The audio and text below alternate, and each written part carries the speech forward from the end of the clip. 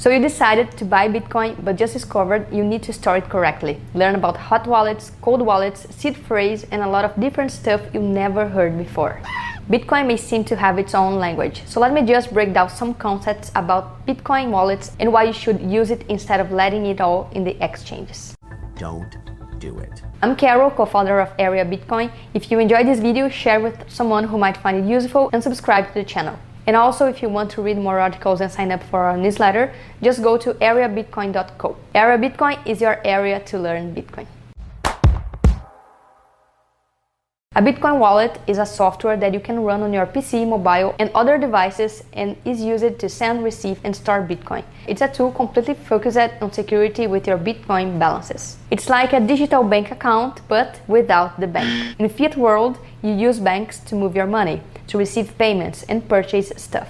In Bitcoin, there's no bank. It's a decentralized system, so the wallets are the ones used to help to send and receive Bitcoin without the need for third parties.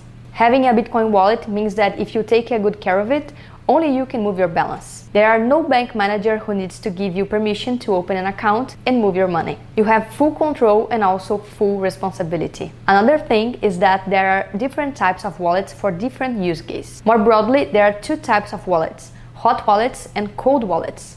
Hot wallets are hot because they are always connected to the internet, in which you cannot dissociate the software from the device. In other words, your balance is always online while you use your devices. It can be an app in your mobile or a program in your computer. Hot wallets are used for everyday transactions, as if it were your physical wallet. You only carry amounts in your physical wallet that you will need for the day and in the short-term purchases, not all your money. For larger amounts, it's more safe to use a vault with more security, not a physical wallet. That's why hot wallets are not indicated to hodl all your Bitcoin. It is not totally safe because they are always connected to the internet and they have a larger attack surface. After all, your device is always on and you use it for other things, not just storing Bitcoin. If you enter an evil website and a hacker manages to break into your PC, he may try to enter your wallet and steal your Bitcoin. This is why hot wallets are not recommended for storing large amounts for long term.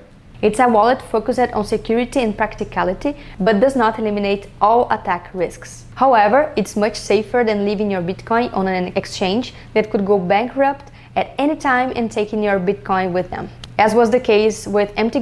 and more recently with Celsius and FTX. The other kind of wallets are known as cold wallets. Cold because they are not always connected to the internet, you just connect it to do the transactions and then you turn it off again. So if the hot wallet is like a physical wallet, the cold wallet would be your vault, much more secure. Also, cold wallets are dedicated devices. You don't use it to talk to friends on social media, search on Google, or access your email. It serves exclusively to keep your Bitcoin safe. Okay, but how wallets work? How they can be better than exchanges in protecting my Bitcoin? So the coolest part about Bitcoin wallets is that you are not tied to any specific app. You can access your balance across various types of wallets using just one piece of information, your private key. And that's exactly what your wallet protects. Bitcoin wallets do not store your Bitcoin. What happens is that the wallet only stores and protects your private keys. Bitcoin are always and will always be on the blockchain. So the wallets store your private keys, a secret that is used to move Bitcoin from one address to another. And these are digital signature mechanisms. That's why you won't find Bitcoin inside a wallet, just the private keys. The private keys are the codes that the wallet protects with encryption and various mechanisms to prevent anyone other than you from having access to your Bitcoin. One of the most used mechanisms is called seed phrase.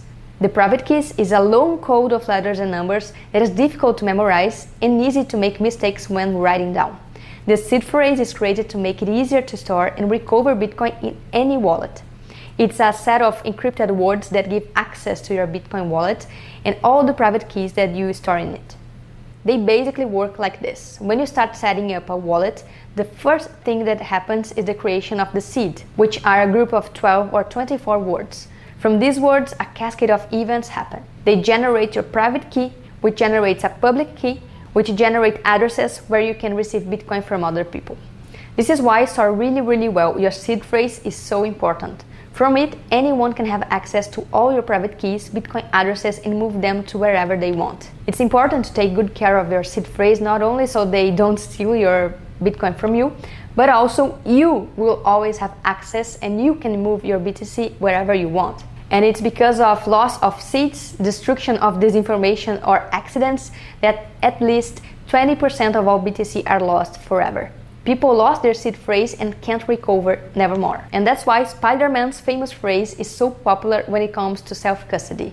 With great power comes great responsibilities. The same fear that many people have about leaving their Bitcoin on exchange because they believed it could be hacked or go bankrupt also appears when you store your own seed phrase. The risk of losing access to your satoshis is real, so you need to be aware and prevent this kind of loss. This was especially common in the early days of Bitcoin, more than a decade ago. Bitcoin was cheap, still something unknown, and many people didn't care about its seeds and lost fortunes by not taking care of it properly. So I hope this is never the case for you. Therefore, when you set up a wallet, carefully write down the recovery word you generate. Write it down in the order in which it appears and keep it in a safe place that you know won't be lost or stolen. Another tip is to also test your seed. As soon as you set up a wallet, send a small amount to it.